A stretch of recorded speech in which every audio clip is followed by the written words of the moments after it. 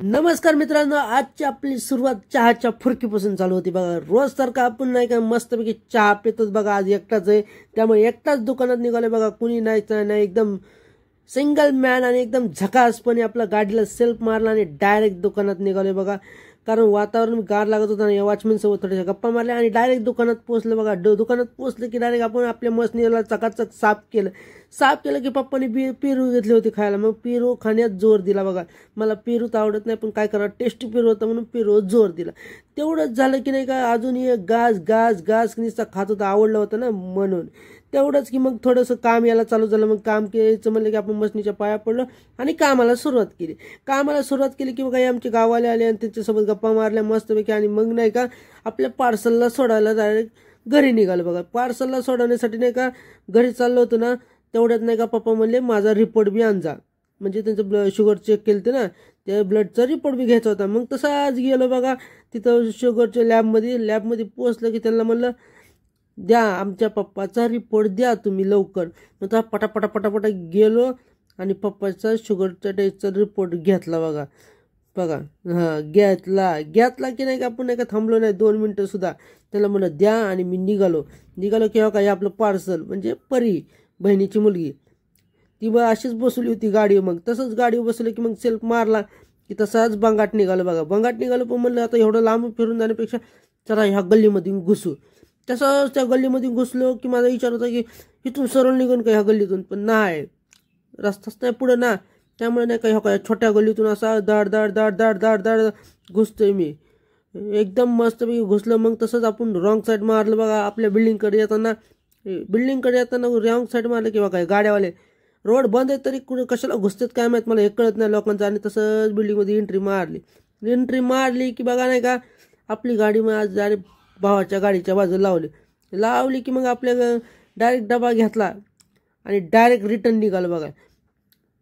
Return निघलो की नाही का इकडं नाही बघितलं तिकडं नाही बघितलं, एकदम बंगाट निघालं बघा। असं नाही तसं नाही, आपण म्हणलं आता मस्त जोरा जाऊ। पण पुढं रोड बंद होता, मी ठोकला असतं तर गल्लीतून घुसलं की नाही का नवीन रोड बनलाय ना, म्हणलं जावा। पण तिथं नाही का काही फायदा नाही झाला, रोड बंद केलाय। ते माणसाने सांगितलं इथून पुढे रोड बंद आहे। म्हणलं ठीक आहे। तेव्हा काही 2 मित्र भेटले, यांच्यासोबत गप्पा मारीत बसलं। म्हणलं काय करा, मला रोड बंद केलं, तुम्ही काय रोड बंद केलं का म्हणलं। मग तसंच नाही का आज मला झोप नाही झाली, जेवण केलं पण झोप नाही झाली, असं डोळे लाल होते। आणि तेवढंच काय तर डुकल्या बी अशा यायला लागल्या ना, तुम्हाला सांगतो का झोपच झाली नव्हती। कारण पप्पा रिपोर्ट दाखवायला दवाखान्यात गेलते, त्यामुळे नाही का आज एवढं झोप लागली होती। पप्पाची वाट बघत होतं, कुणी नाही दुकानात, एकटाच आहे मी ना, त्यामुळे हाल खराब होत होता आणि झोप एवढी लागत होती ना काय सांगा। कारण मला नाही का रोज संध्याकाळी झोपायला उशीर होतं। तरी म्हणलं हो जोश पाहिजे, लाल डोळे झाले तरी चालेल, जोश पाहिजे। मग तसंच नाही का मग काम यायला चालू झालं। म्हणलं झोप लागली तरी चालेल पण काम नाही सोडायचं, आपण नाही का कामा फुल फोकस करायचा। मग नाही का एका टेलरचे कपडे घेतले, मारले आणि त्यांचे कपडे नाही का द्यायला चाललो बघा। काय करा, झोप लागत होती तरी त्यांचे कपडे दिले बघा। त्यांचे कपडे दिले की नाही का त्यांना म्हणलं घ्या तुमचे कपडे, पण टेलरच गायब होते। म्हणलं कुठे गेले, म्हणलं ते म्हणले गेले फिरायला।